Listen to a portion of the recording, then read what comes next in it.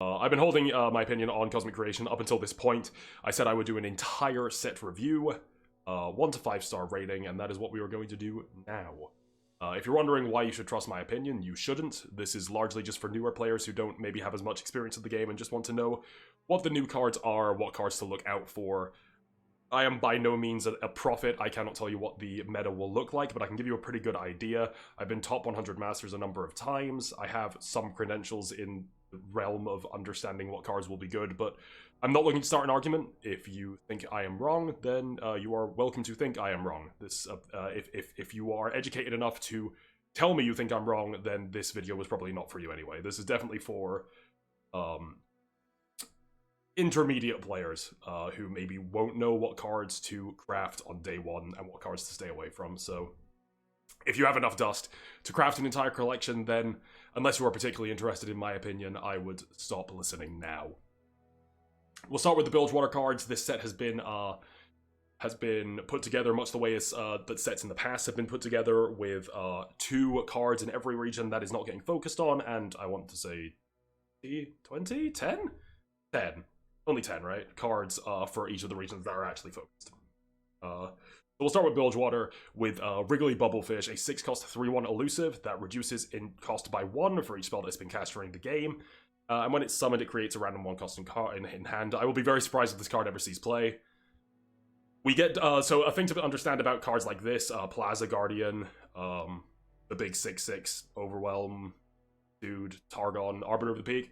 These cards all have diminishing returns. By the time you could cast them for free, you would but if you were to top deck a 0-cost 3/1 at that point in the game, you would have been able to cast a 6-cost 3/1 anyway. So unless you are rifling through your deck extremely quickly, the fact it costs 0 didn't really matter. And at the moment, there isn't really a deck that exists that would be interested in playing a 3/1 elusive that rifles through its deck very quickly. The only thing that really comes to mind is Go Hard. Go Hard, by the way, extremely funny that this guy can actually get you a Go Hard in hand. That's kind of cute, but I will be surprised if Go Hard makes room for this card, even though it would be quite easy for them to make it a 0-cost, and it would be quite easy for them to draw multiple cards a turn. I don't think a 3/1 elusive is really in the interest of that deck. But because it has maybe got a home in Go Hard, I will give this a 2 out of 5. But it's a low 2, it's more of a high 1. Generally quite a trash card. The average 1-cost is good discard fodder, but like just creating a random 1-cost is typically not what you want to be doing. Second card is a Boom Ship. Deal 1 to a unit, a slow speed, 3-cost, then summon powder kegs equal to the amount of damage dealt. This card is really cute, really cool. I'm glad it exists. It's garbage. 1 star, 2 star, 1 star. I want to say 1 star. You get diminishing returns from powder kegs as well. Having multiple powder kegs in play is just kind of not fantastic. You really do get the most value from having a single powder keg in play. A Withering Wail that does 2 damage is just about as strong as a Withering Wail that does 3 damage most of the time. A Drain that drains for 2 and a Drain that drains for 3. I'm explaining this poorly. The fact that you pop a powder keg whenever you cast a spell, associating 1 powder keg to 1 spell rather than multiple powder kegs to 1 spell, is usually the way you want to weave your spells to get the most value out of your powder kegs. That was probably a better way of explaining it. It's hard to explain my reasoning for this one, but it's just very undervalue. Like, more powder is a 2-cost that gives you 2 powder kegs. If you have spell damage, this will do 2 damage and it will give you 2 powder kegs, making it on par. If you do it with steps, if you add extra steps, then this card is on par with a card that's already not very good anyway. 1 star is probably a bit harsh, though. I could see this hitting some decks in an alternate universe that maybe cares more about. This could hit decks in the future, but not right now. Let's go with a solid 2 stars. Onto Demacia, we have the Great Plaza, our first landmark for Demacia. When an ally is summoned, grant it +1/+1 and Challenger this round. So this card's super spooky. The first thing that comes to mind for me, I took Undying to the seasonal tournament. It felt great. It's really good for tournament lineups. And while my deck did run Bilgewater instead of Shadow Isles, I do feel as if I have played a lot of Undying, and I know the true power of that card in a pick-ban format. And I would say that Grand Plaza is absolutely nuts with Undying. Every time Undying comes back from the grave, he will get triggered again, get the +1/+1 in the Challenger. It's really cute, it's really cool. One thing to keep in mind is that usually the Undying will come back on your opponent's turn, get Challenger Undying, then maybe you'd have to kill it again. That's one use for this card. Another use for this card is perhaps elites. So it's the timing is a little bit awkward, but let's say you empty your board with a full swing, then you play For the Fallen, all of your units come back, they get +1/+1 in Challenger, and then you rally. That is the kind of play that you can hold on to for multiple turns. You can set that up fairly easily. That's a very okay-ish, reasonable elite play. You could do that. You could see that coming. I know it sounds like a 3-card combo, but like For the Fallen is the kind of card you hold on to from turn 1. This is a card that you would just arbitrarily play at any time because it's just kind of good. And Rally, you're always waiting for the opportune moment anyway. So this is something I could see as an include in Rally, Bannerman type decks. It's just all in all a very on par card. I would say it's not great. I don't think it's meta defining. I think it is extremely annoying and requires an answer. Or not even an answer really. I don't know. This it's really hard to answer landmarks, right? I might actually bump this up to 4. I was going to call this a 3-star card. I think just the annoyance level alone. This card's just generically strong, eh? Hey, it's just kind of like good, hard to get rid of. Yeah, 4. We'll give it 4. 4 out of 5. I'm gonna up it from 3. 3 is unfair. This card is just like pretty good, pretty great. Next is speaking of elite, Captain Erika. I want to say an 8-cost 6/6 spell shield play. It does go on the stack. Oh, it's this is an elite, I should say. Capture a unit or landmark. So this card is a fine card. This card reminds me of Grandfather Rummel, or so the problem is, apart from the Infinite Mind Splitter, which admittedly, when Infinite Mind Splitter was revealed, I actually didn't think that card would make it either, but I didn't really think about how Targon decks would look. Generally, on turn 8, you want to be setting up for winning the game. And this card, unlike the Infinite Mind Splitter, or let's say, unlike Aurelian Soul, if you've previously played Dawnbreak Dragon, this card doesn't actually set you up for winning the game. It just further pulls your opponent into the back. It further makes your opponent fall behind, which isn't actually a win condition in of itself. Whereas the Infinite Mind Splitter actually does take blockers away as well as getting rid of attackers, which is something I didn't really acknowledge when it was spoiled the first time. Obviously, this card having Spell Shield makes it really hard for your opponents to get their thing back, but they could still get their thing back. This is kind of reminiscent of an 8-cost Vengeance that you can't use spell mana for. It's an 8-cost, it's clunky, it gets rid of something off the board at a time where you really should be more concerning yourself with a win condition. I can't think of a deck that's slow enough for this card, sorry. Aurelian Soul Lux even wouldn't have room for this card. At this point, they want to be playing Aurelian Soul with their Dawnbreaker, or not even Aurelian Soul Lux, it's more Leona nowadays, isn't it? Anyway, some Demacian splash of Aurelian Soul would not run this card. It's a really awkward mana spot for this kind of effect. I don't even know if I'd play this as a 7-cost. I probably would. I'd be more tempted to, but at the moment, 2 stars. I think people will experiment with this card. I think it will see play at some point during this entire expansion, and then it will probably get weaned out of whatever deck it gets to.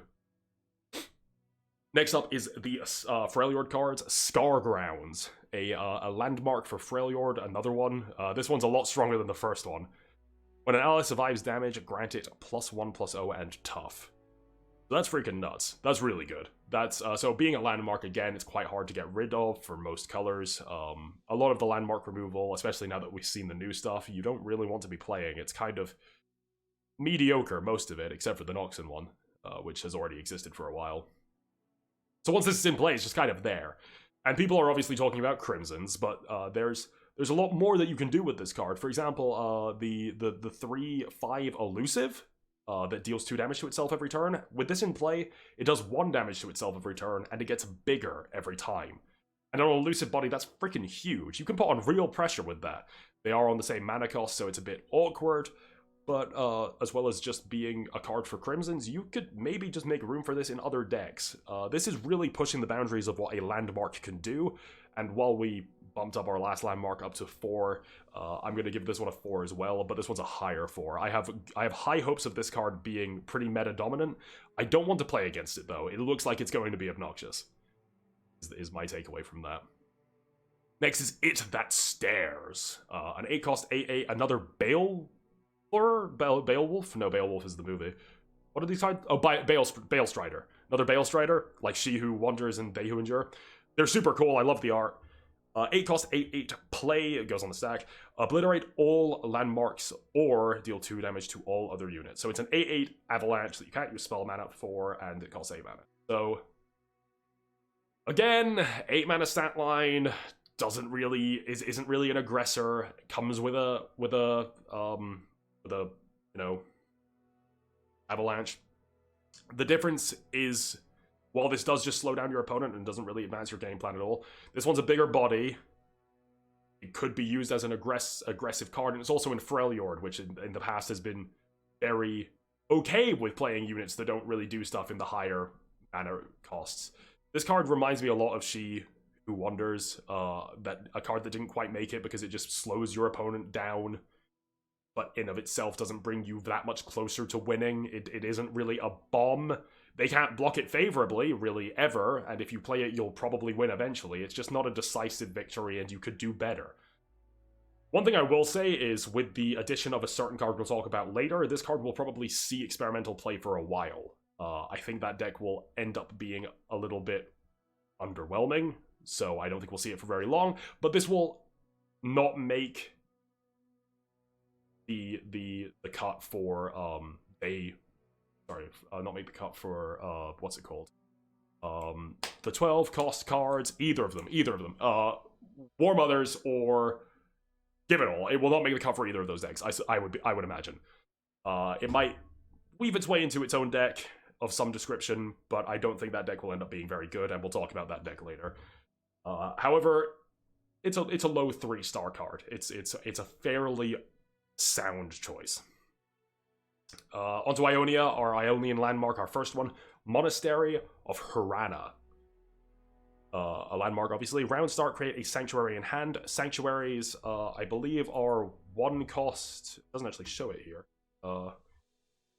1 costs that at burst speed return one of your own units to your hand. Burst speed cannot be used in combat, cannot be used in response to a spell. The image I'm looking at doesn't actually show it, but I'm almost certain that's correct. This card's terrible. So landmarks are landmarks have to give you like huge advantage to be played, right? Because they're a loss in tempo. On your turn 3, you don't really want to be playing something like this. This card does nothing.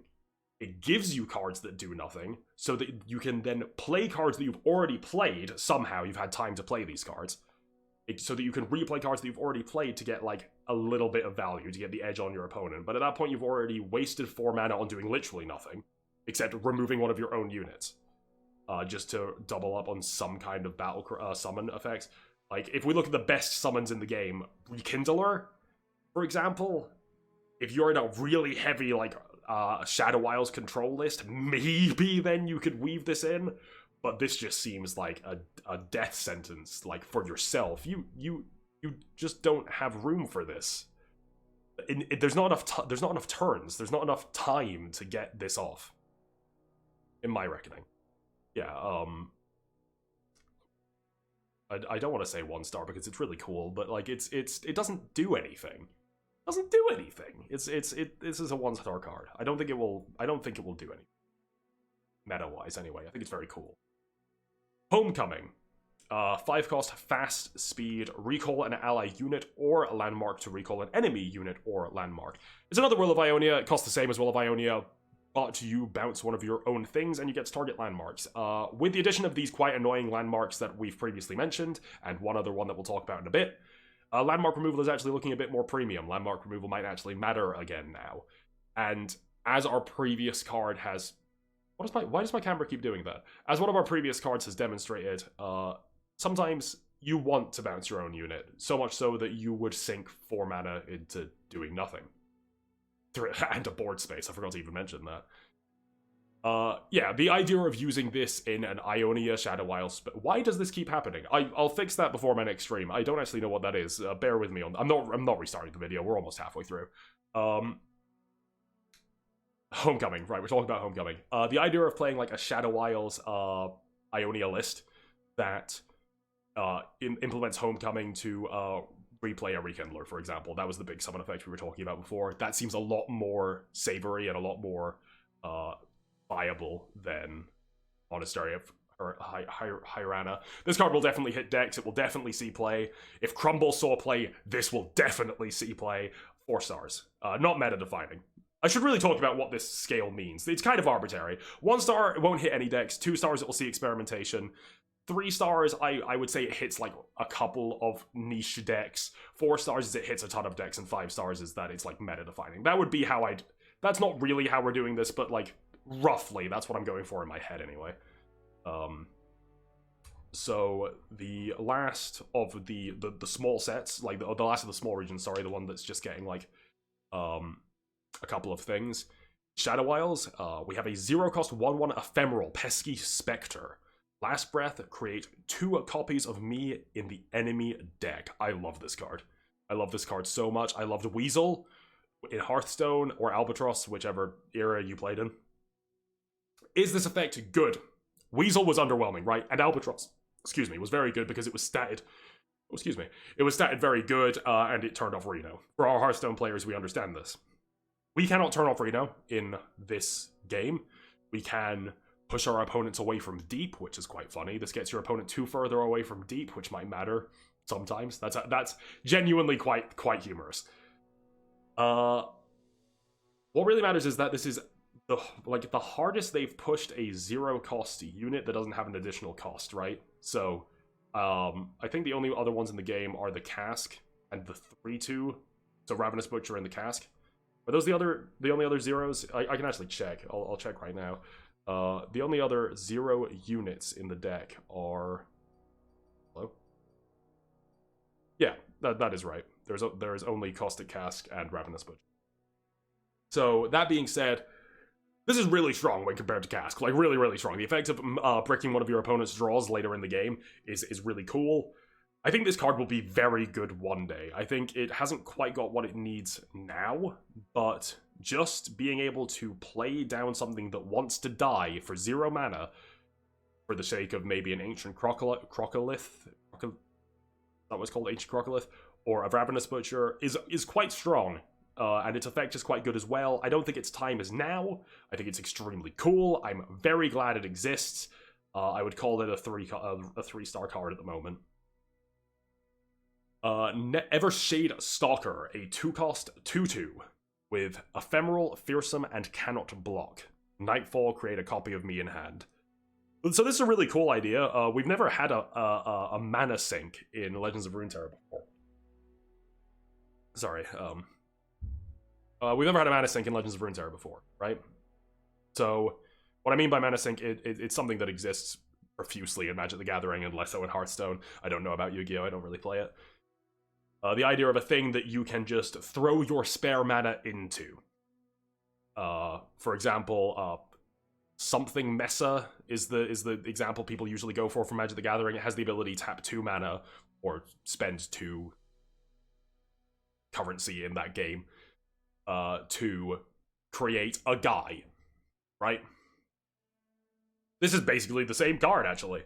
It can't block, it has Fearsome, it has Nightfall, supposedly it has synergy with Nocturne, but by the time you flip to Nocturne, you should be winning the game anyway. Using this to play out a ton of units and then make all of your opponent's stuff have 0 power, that's a dream, not a deck plan. That's not... No.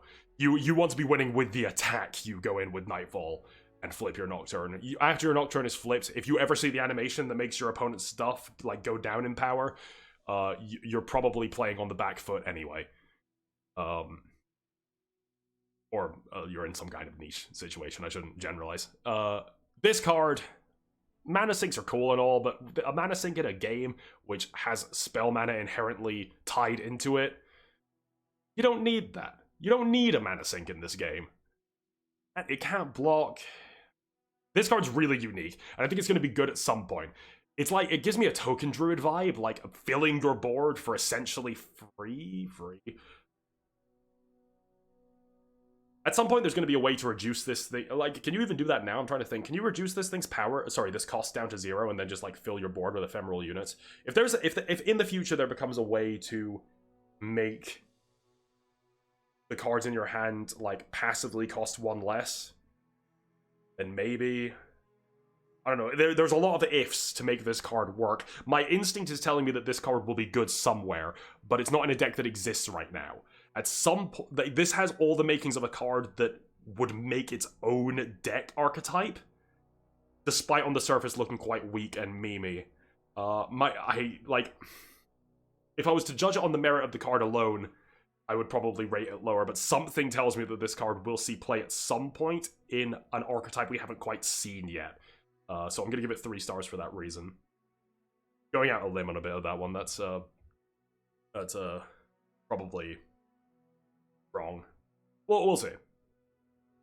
Next we're into Noxus, and the first of our big regions. So, we should probably just start with the champion, right? Start with the champion. So we have Riven. Riven is a 3-cost 3/4, which is an amazing stat line. It's got weird wording. When you're given the attack token Reforge. Reforge is the new mechanic that gives you 1 of 3 parts of a weapon. The weapon parts have the gem clause, can't be cast in combat, can't be cast in response to a spell. One of them gives +2/0. One of them gives quick attack, and one of them gives overwhelm. Once you have cast all 3, you would get a sword in hand that is slow speed, costs 3, and does all 3 of those, but grants them it's permanent. It's a weird mechanic. It's a complicated mechanic. It's very, it's pretty intuitive though. If you were to watch the animation, you'd see it in play. Or once you play it once, you'll get the idea. One thing I don't actually know yet because I haven't played with the cards yet. Once you forge the blade, I don't know if you then reforge, if you have to start again, or if it just gives you a Blade of the Exile. I don't know that because the wording is. Reforge gives you 1 of the parts of the blade required to reforge the blade, right? If you've already reforged the blade, does it just give you another Blade of the Exile? I don't know. I don't know what the 4th reforge does, but I will assess these cards anyway, with that gray area in mind. So she's a 3/4, she reforges on the attack token, and if she beholds the Blade of the Exile, then she flips. She flips into a 4/5, a 3-cost 4/5, with whenever I gain the attack token Reforge, and whenever you raise her power for the first time, you raise it by twice that much instead. Super cool, excellent design. We've never seen a replacement effect in this game, I don't think, up until this point, have we? Oh, I suppose we have. Whenever you deal damage, deal twice that much damage instead. This one's weird. So if we give her +2/+0 until the end of turn, I don't know if she gets +4/+0 until the end of turn, or if she gets +2/+0 until the end of turn and +2/+0. See what I'm saying? There's a lot of weird stuff I'd have to play with her first. I'm going to assume she just gets +4 until the end of turn. This card's clearly nuts, right? This is probably going to be the only card I rate 5 stars out of this entire set. It's statted incredibly. It slips into a lot of decks. Maybe I shouldn't say 5 stars is meta-defining. She will be in many top-tier decks. She will probably edge out. I think Swim was saying she would edge out Ezreal in Ezreal Raven. Probably. I believe him. I think that's probably right. I think it will see play in Freljord Overwhelm, in all kinds of decks. This card's freaking nuts. Even before you level her, is the thing. She just on her own merit is quite strong. Her flip is kind of great, but so is Draven's flip, and you never really see Draven flip either. She's just statted great. Her effects fantastic. Excellent card. Her signature spell, by the way, I forgot to mention, this is the first champion we reviewed, is Weapon Hilt, a 2-cost burst, give an ally +2/+0 this round Reforge. So it's one of the parts of the sword, isn't it? Except you can use it in combat. That's quite a powerful card. This is obviously main deckable as well. Because it is a champion card. Give an ally +2/+0 this round. So you could Weapon Hilt pre-combat, like as a not combat trick. I don't think you'd really want to do this, but you could if you were searching for like Overwhelm Lethal or something. You could cast this, cast the Overwhelm, open attack, all in one action, which is quite strong. Quick attack and +2/+0 also sometimes would help. I think this card's really good. It's I'm trying to compare it to like the likes of it's so hard not to say Sharp Sight. I have so much. It's something to do with my accent. I can't say that word quickly. You know, the 2-cost Demacian spell, okay? Every time I say it, it sounds like I'm trying to swear. I'm not. It's actually not. It's genuinely not on purpose. Sharp Sight is a very premium 2-cost burst combat trick. I'm trying to compare it to that. It compares fairly favorably. I think this is also going to see a play in a ton of decks. I think pretty much all the Riven ones, right? You're never going to feel bad about double drawing Riven. I think just because the other 2 Reforged spells we've seen are quite weak, this card becomes better. Because if you're actually aiming to level up Riven, would you be aiming to level up Riven? It's so hard to analyze champions. I think because the units associated with Riven are quite weak, this card becomes quite strong. 4 stars. 4 stars on this. On that note, her 2 Reforged buddies are a 2-cost 3/1 when I'm summoned Reforge, and a 1-cost 1/2 Last Breath Reforge. I'm gonna give both of these are pretty much. You wouldn't play these unless you're in like a Riven list. Neither of these are very good cards. A 2-cost 3/1 is a stat line we've seen before. On cards that are exclusively bad. I'm trying to think of a 3/1 that made it. The 2-cost 3/1 from Piltover with quick attack didn't make it. The 3/1 Goat didn't make it. It needed to be buffed. 3/1's just a doomed stat line, and this I would rate Runeweaver the 3/1 2 stars. It will see play somewhere. It'll see experimentation, and Blade Squire's a little bit better. It'll be in some fringe decks, probably 3 stars. One thing I would say, though, is that 1-costs have to be really good in this game. Like, really, really good because of spell mana. If you look at all the 1-costs that actually get played, they're 1-cost 3/3s, or 1-cost 1/1s that buff the top 2 cards of your deck, a 1-cost 2/1 Challenger. Really pushed 1/1s are what actually make it in this game. So I did those in kind of like a weird order, but Riven 5 stars, Weapon Hilt 4 stars. Did I say 4 or 3? Fuck. 4. I'm now saying 4. Runeweaver 2, Blade Squire.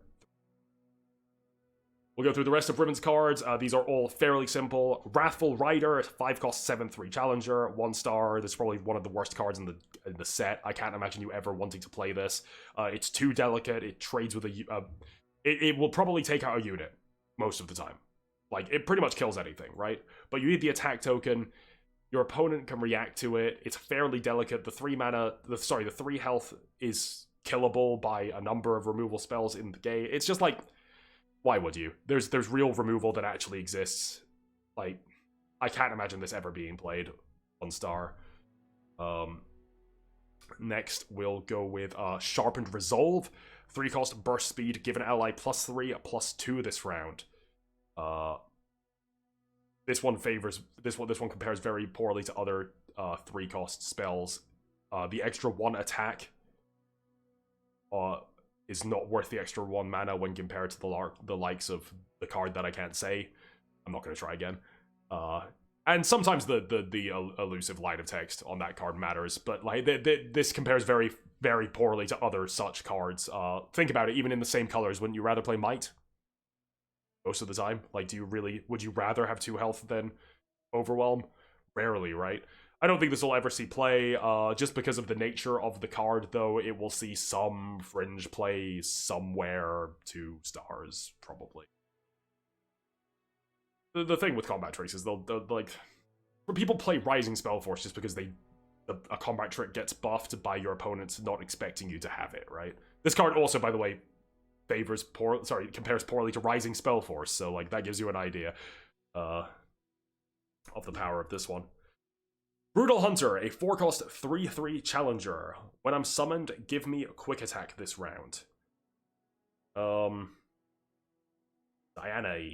Diana-esque. I mean, it's fine. It's okay. Some solid draft chaff right there. I'm trying to think of a deck that would ever want to run a forecast of this ilk. I don't think it has a home. I don't think it is particularly... It's not as bad as the Wrathful Rider, but it's unlikely to ever see any significant play, I think. 2 stars. Ariel the Tracker, a 6-cost 2/5 round end. If you cast a spell on me this round, I strike the weakest enemy. Oh, that went right in my eye. Oh, that's ginger beer as well. Fuck, ow. This card is kind of good. Kind of takes steps. Hard one to evaluate as well. 6 cost 2/5 is obviously a stat line that absolutely sucks. This costs 2 more than an Elnuck and has 2 less stats than an Elnuck. It strikes the weakest enemy. They don't strike each other. This is not single combat. This is not Nox Harana Arena. It strikes the weakest enemy. So this card usually comes with the death of your opponent's weakest unit. This card can be used to lock your opponent out of the game in certain hand states and against certain boards. It's very strong sometimes. It has such incredible high roll potential. Do I think it will be meta consistent? Oh, it's so hard to say. This is a really hard one. Really, really hard one to evaluate. I'm gonna trepidantly rate this quite well. It's a low 4-star card, I think. I think this will be a very strong card in a number of decks. The problem is that it's in Noxus, and Noxus doesn't really do this kind of thing. Oh, and Tarek has been a failure as well. 3. High 3-star card. It'll see fringe play. It's a tough one. Next one, Hunt the Weak. 2 cost, your opponent discards the weakest follower from hand. Noxus Control? So them discarding their weakest follower, weakest probably means power-wise. I don't think it means the cheapest, or it would say cheapest. But we've never seen something like this before, so it's hard to say. I assume it means actually weakest in the keyword term weakest. This is a weird card. It usually gets their weakest unit is gonna often be their cheapest unit, so you can use this as preemptive removal of a sort.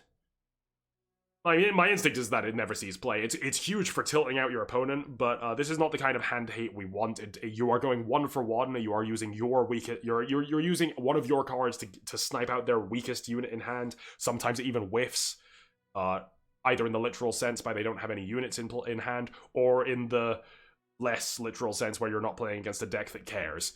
There is going to be a lot of times where this low rolls and does near enough nothing. It's very cool card design, but I don't think it will see very much play at all. 2 entire stars for that one. So this one's an interesting one. Survival Skills, 5-cost slow spell. Allies can't drop below 1 health this round. When discarded, your strongest ally can't drop below 1 health this round. So when this got spoiled, Twitter went fucking crazy. And I can't see why. I might upset a few people with this one, but this card just seems kind of meh. As a slow speed spell, you have to use it preemptively before your opponent attacks you, in which case they probably just won't attack you, or before you attack, in which case you'll leave a lot of your board, like, it's quite powerful in that sense, right? But it costs 5 mana at slow speed, and quite powerful for 5 mana slow speed. We're looking at, like, decisive maneuvers, which is 5 mana fast speed, +2/+0 to all your stuff, stun one of your opponent's things. I would much rather be doing that. 5 mana slow, this card has to be really, really good. And that line of text is just not particularly good, so let's look at its merit as a card that's discarded. Your strongest ally can't drop below 1 health this turn. You can obviously do this at burst speed. You can do this at burst speed. But in decks, that care about discarding right now, your strongest unit always has quick attack. So if we're looking at discard aggro, you're never going to play this. You're never going to play this. On the attack, your Jinx or your Draven will always favorably go in anyway. Or you don't attack. On the defensive, you just don't block, because they never really have units anyway because they're chump blocking. This very, very much does not make it into discard aggro.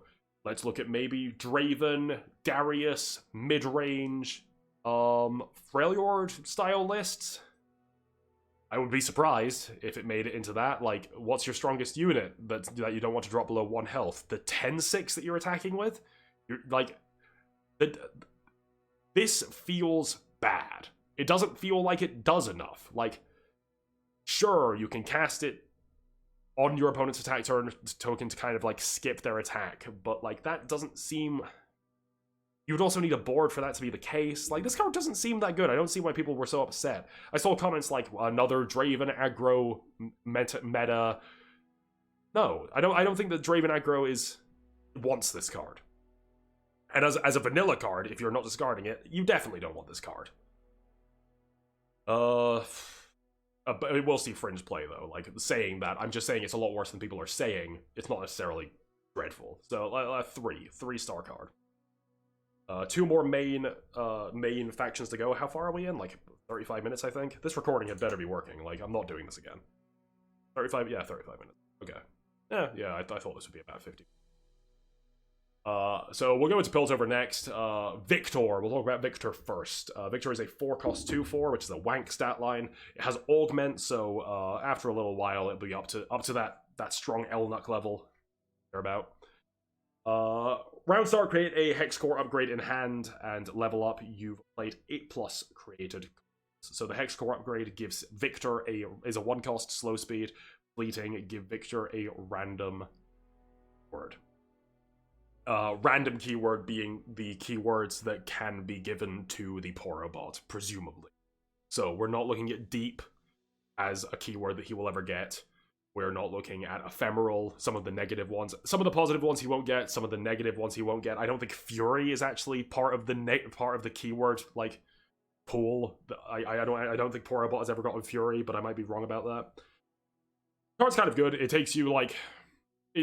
It's, like... His front face is underwhelming, let's say. And his back face is exactly the same, except he goes up to a 3/5 augment with... Your created cards cost 1 less, right? At which point his Hex Cores cost nothing.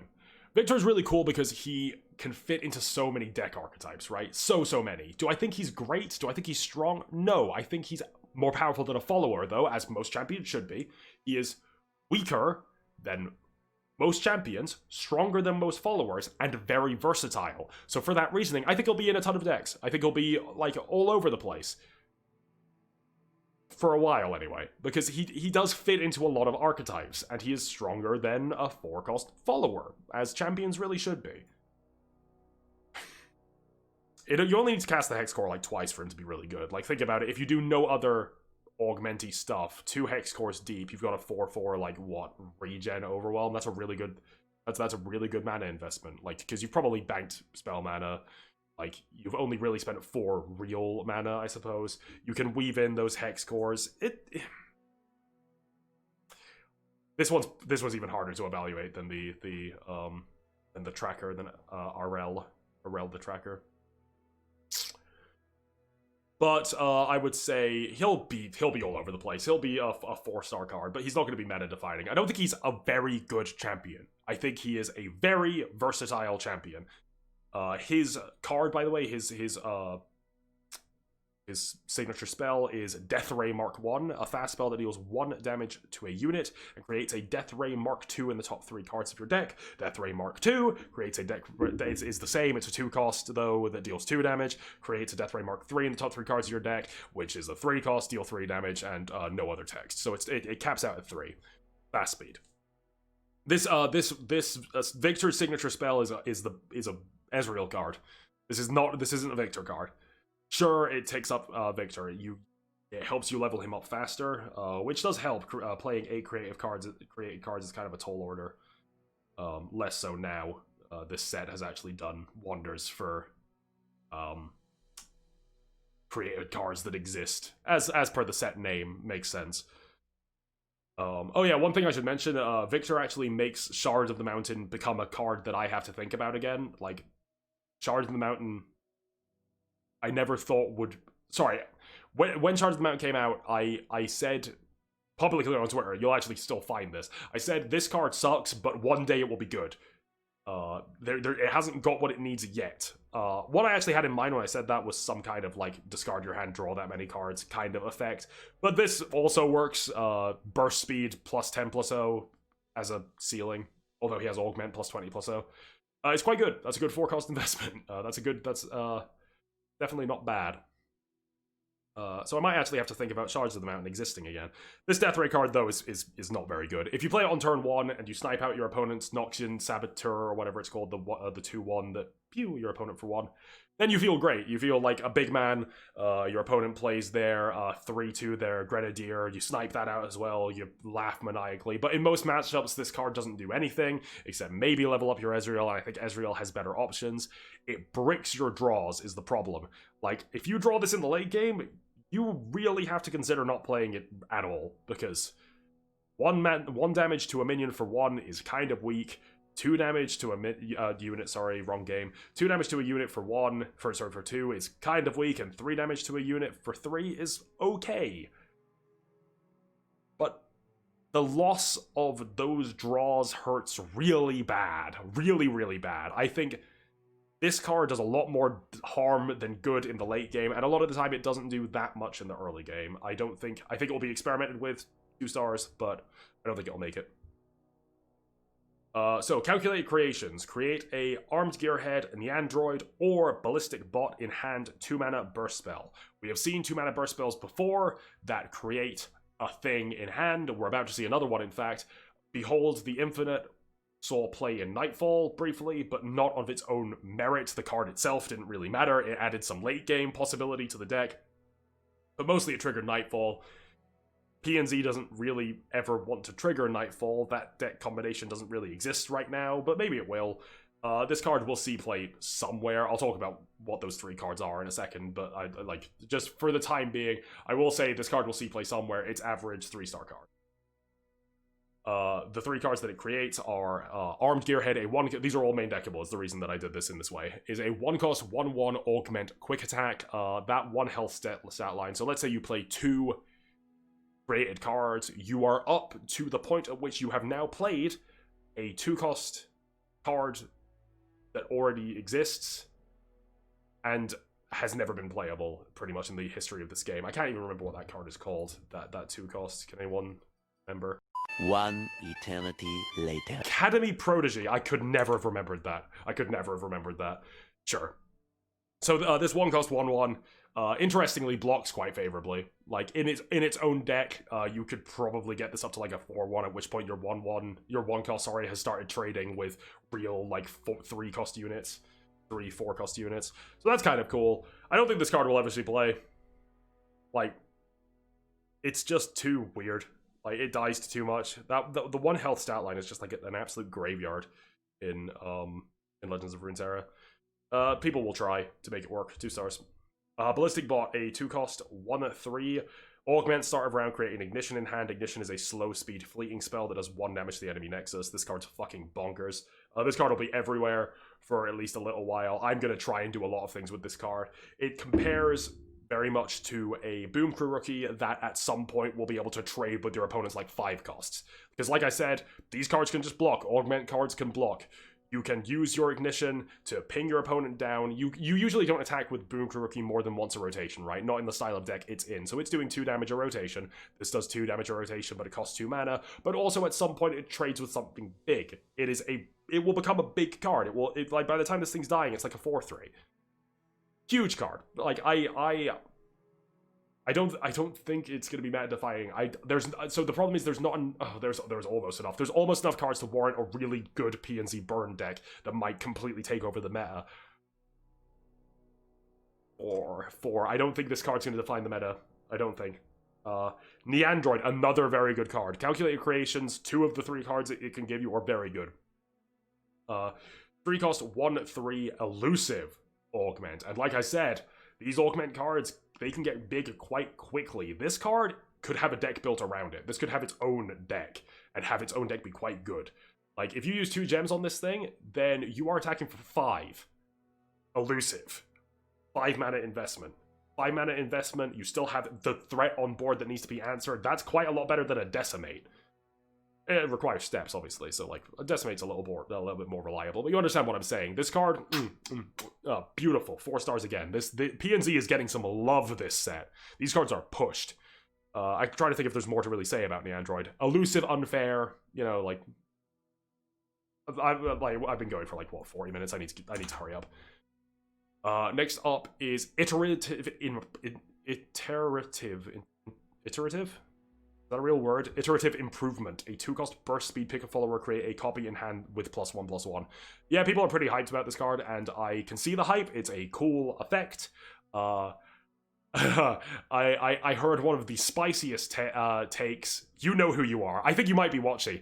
You know who you are. You know who said this. I heard someone say they wanted to use this on Shark Chariot. There is a 0-cost card that exists that you could already just be using on Shark Chariot. Like, I forget what it's called. It's seen reasonable play. Fading Memories. Pick a follower, create an ephemeral copy of that card in hand. The Shark Chariot loses the buff after it dies. You could always have done this. It just costs 0. But you know who you are. This card, though, if we're being serious about the power of this card, this is a 2-cost to draw a card that you could have afforded already. So this never draws you a card that you can't afford. I think is something worth noting. This it's really hard to describe what I'm trying to explain right now. You will always be able to pluck something, or not always. If you play this card, it is always something that you are able to play. Like, this always draws you something. This never whiffs, ever whiffs. There is no... This is almost like a 2-mana draw one, but it never... There's no uncertainty involved, right? It's a card that cycles, but not out of your deck, out of the field, out of a pool of things that you've done already. The +1/+1 doesn't really matter unless you are copying one of your opponent's units that has like a square value. So like, let's say you're copying your opponent's Avarosan Hearthguard and you play a 6/6, they can no longer attack favorably with their Avarosan Hearthguard, which could come up reasonably often. This card is really good. I don't think it's fucking bonkers. I've heard like some really hot takes with this card, but I really like it. It's gonna do a lot of work. It's gonna be in some decks, I imagine. Maybe not even. It's a low 4. Like, it's a low 4. It's a low 4. It's not a high 4. It's almost a 3. Like, it's definitely not that good. It's definitely not that good.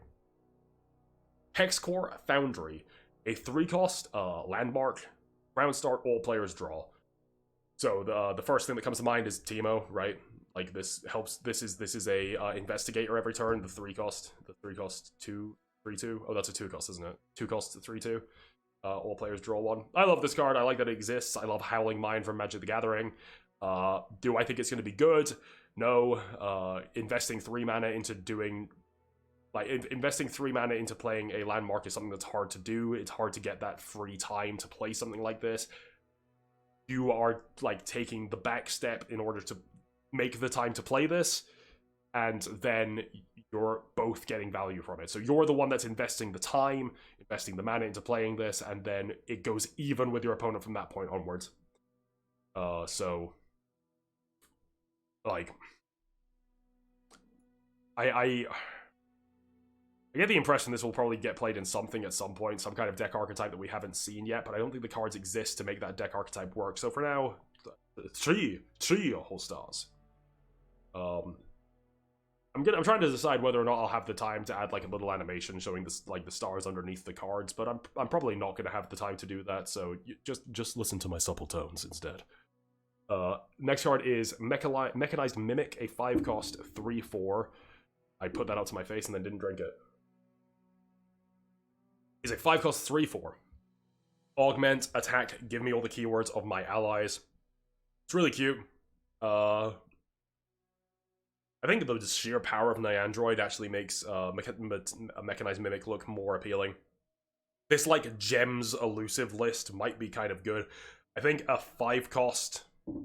So let's talk about that double gem scenario. You've only used it on, let's say, your Nyandroid. Oh, no, you'll use it on this card because it's the less delicate guard. It has 4 health, not 3. So you'll use the 2 gems on this, attacking for 7 plus 3, 10 elusive damage on 5. This Nyandroid card, kind of good. Kind of really good. Maybe should have been a 5-star card. Almost. I don't want to commit. So, Mechanized Mimic is, yeah, it's reasonably okay. I think it will see play. I don't think it will see play, like, everywhere. I think it's very humorous that it gets Challenger too late to use Challenger. Really, you're only going to see this in some elusive of some description, like 3 stars. It'll be played somewhere. Aftershock, 4 mana, slow speed, deal 3 damage to, deal 3 damage to anything or destroy a landmark. It is interesting that, so this card is statted like Gotcha, 4 mana, 3 damage, but this can go face, that is not to be underestimated. And it can destroy landmarks, which, since we now have some very good landmarks, also shouldn't really be underestimated. This card's really good. Really, really good. 4. It'll be seen all over the gaff, everywhere. I will be very surprised if this card doesn't creep its way into the meta. Like, on the surface, a 4 mana slow speed spell that is like, that's like a little bit, I don't want that. I'm not sure I want that for my deck. Slow speed spells are usually doomed to fail. This one, I've got a funny feeling. I think this one will make it. The fact that it can go face, like, Get Excited can go face. Like, instead, 1 more mana from Get Excited, but you don't have to discard the card, and it's slow speed. And it has extra, like, adaptability. This card's really good, really good. A lot better than it looks. A lot better than it looks. Last region is Targon. So I'm actually not going to start with Zoe. I'm going to start with Moonlight Affliction, because this is the card that everyone's blown their brains out about. I don't think this card is going to get nerfed. I don't think this card is going to get nerfed. I don't think this card is going to make the meta. I do think this card is very strong. I'm going to say it right now. It's probably the second 5-star card on the list. I don't think it's going to ruin. I don't think it's going to ruin Runeterra. Please calm down. Just calm down. Just calm the fuck down. 5 cost, burst speed, silence 2 enemy units this round. Nightfall, they can't block this round. So one thing to keep in mind about the silence portion of this card, there's a lot to dissect here. One thing to keep in mind about the silence portion of this card is that Hush, pre-nerf, was not problematic because of the way it could hush multiple things, right? Most of the time you didn't even find yourself going hush hush in like one action. You would hush something, you would wait for your opponent to respond, holding a hush in hand so that they knew they couldn't respond. And that was why it was toxic gameplay, and that's why it needed to be nerfed. It was just the existence of the second hush in hand was what warranted that nerf. You don't often find yourself needing to hush 2 units at the same time. Those board states are very rare. So as a normal burst speed card, without Nightfall, this card is, I would go so far as to say, bad. Now, the Nightfall portion of this card. They can't block this round. This is more of a nodal spell than it is a and effect, right? You're not silencing those cards and making it so they can't block. You're usually only gaining benefit out of one of those 2 things. So if you've activated Nightfall, then either, let's imagine a situation where like your opponent has a couple of barrier units in play. You can either open attack and wait for them to block and then silence those 2 units, then you will have gotten no value out of the Nightfall portion of the card. Or you can make it so that they can't block and then attack in, and then you will have gotten no value out of the silence portion of the card, excusing like effects like single combat and the like. Most of the time, most board states, the fact that you have silenced those units that can't block doesn't matter. So we'll just talk about it as a Nightfall. They can't block this. Excuse me, they can't block this round. We have all played against Ash. We know how devastating it is when they cast a Harsh Winds that levels up their Ash and then they go in for the open attack. But that's not always lethal. That's not always lethal. And it gets rid of 3 blockers, not 2. I've seen people making that comparison a lot. Ash also snipes out a blocker. This card is very, very good. Don't get me wrong, it's the only other card except Riven I'm going to give 5 stars this set, I think. I don't think it's going to get nerfed, and I don't think everyone needs to completely lose their minds. It's going to be, at times it's going to be obnoxious to play against, but I think it's fine. Calm down, please. Calm down. So we'll actually talk about the champion. Zoe, 1 cost 1/1 elusive. Create a super cool star chart in hand. If you already have one, reduce its cost by 1. Level up. I've seen you play 10 cards with 10 different names. So we'll talk about the merit of this card's front face first, because its level up condition is ridiculous, and its back face is an entirely different story. As a front face, this card is mediocre. It kind of sucks. Like, it's a 1 cost 1/1 elusive is okay. Its effect is a little bit worse than Teebo's. It draws you the star chart, the 6 celestials you can get from the star chart. I should say what star chart does, actually. This is main deckable. It is a 2 cost burst speed invoke a celestial card that costs 3 or less. Star chart is fairly comparable to, well, it's very comparable to Behold the Infinite, right? So it is the same cost as Behold the Infinite, but you want to use it early game instead of late game. People might start running this card instead of Behold. No, I don't think they will. I don't think they will. I'm actually going to change my mind on that one. I was going to say they might start running this instead of Behold the Infinite in Nightfall, but I don't think they will. Super Cool Star Chart doesn't really have a home in its own right. It will see some experimentation 2-star card. Zoe, though, making Super Cool Star Chart is kind of neat. It's not a good card, Zoe, on her front face, and it's really hard to level her up. If your opponent cannot remove a one health unit with no evasion, well, elusive, sorry, no spell evasion, no spell shield or something. If they can't remove your Zoe before you can cast 10 uniquely spell-named cards, then they deserve what's coming to them. And Zoe's back face becomes Strike, create a 0-cost Behold the Infinite in hand, which obviously is quite good. Behold the Infinite is a very good card. You can, for 0 mana, discover the likes of Silver Sisters, get a 4-cost, a 6-cost 4/3 lifesteal elusive, and another 4-cost, and another 4/3 lifesteal elusive. And the reason I say that is because when Zoe levels up, she makes it so that whenever you summon a unit, all of your units get all of the keywords of that unit. So she's a win condition once she flips, right? She's a win condition. And the reason I say that is because it's so hard to level up Zoe that you're going to have to commit your board to keeping Zoe alive. Sorry, your deck. Sorry, you're going to have to commit your deck to keeping Zoe alive. And after you've put all that effort into keeping Zoe alive, you have to switch your game plan and become a deck that goes wide with a ton of keywords. The deck building here just seems really clunky, and if some artisan can put together a meta deck with this card, I will eat my words. But I imagine that there will not be a deck building savant that will manage to make this card work, unfortunately. I hope I'm wrong. I really do hope I'm wrong. I don't think this card will see very much play. I do think it will see fringe play, as all champions do, because we're all hipsters at heart. 3 stars. Zoe's signature spell, by the way, is Sleepy Trouble Bubble. A 2-cost, stun an enemy, create a fleeting Paddle Star in hand. Paddle Star is also main deckable, so Paddle Star, you can run 3 Paddle Stars, 3 Sleepy Trouble Bubbles, and 3 Zoes. You can paddle the hell out of your opponent, which is, I think, why this card isn't very good. I've seen a lot of people upset. Well, I'll talk about it first. It's a 3-cost slow speed, deal 4 damage to an enemy that attacks this round or is stunned.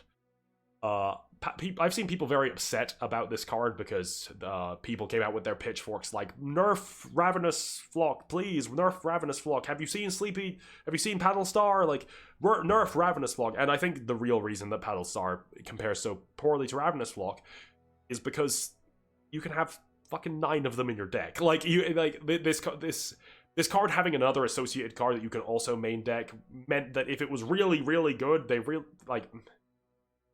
would have too many. Riot has made a good choice here. Has made a really good choice. If this card was obnoxiously powerful and it was her signature spell, it could be produced off of another spell, and you could also run it in its own right. No one would want to play against that.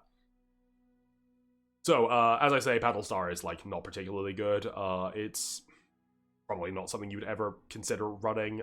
Maybe if you are playing Yasuo Leona and you don't have access to Ravenous Flock, then you will play Paddle Star. But that's the only time I could see yourself playing it. 3 stars. Sleepy Trouble Bubble, though, is an extra step beyond that, and also is basically Guile, but it costs 2 mana and gives you a spell that sucks. So, Sleepy Trouble Bubble is a 2-star card. At a push, maybe even a 1-star card. We're almost there. We're almost done now. 1, 2, 3, 4, 5 cards to go. Spell Sleeve, 1-cost burst speed spell. Pick 1 of 3 enemy spells played this game and create a copy in hand. I love this card. This card has such cool design. I really hoped that Zoe herself would have something like this intrinsically put into her kit, because it's what I would consider most iconic about Zoe, but here we find ourselves. I love this card so much. Do I think it's good? I genuinely have no idea. This one's a really fucking hard one. Excuse my French. Oh boy, I think in most matchups this does something great. Right? This is a plunder that you can choose. That's a good point, actually. Create a copy in hand. No, this doesn't get reduced. This doesn't synergize with Don't ask where they're from, ask how much. You know, that guy. Doesn't synergize with that. It does synergize with Zoe herself. It's super fun. It will see play in fringe decks. I don't think it's going to be everywhere. I don't think it's going to be meta flying. This is basically the definition of a 3-star card. But like I might be wrong. I might be wrong about that. Just on the surface, it looks like exactly the kind of thing that people will play because it's cool, but won't make meta dominance. Sparklefly, 2-cost, 1/2 elusive lifelink. This costs half as much mana as the 4-cost Ionian equivalent, whatever that card's called, Lifeblade, which is a 2/2 elusive lifesteal. So this is some power creep. The problem is though that Targon is not in the colors of most elusive decks.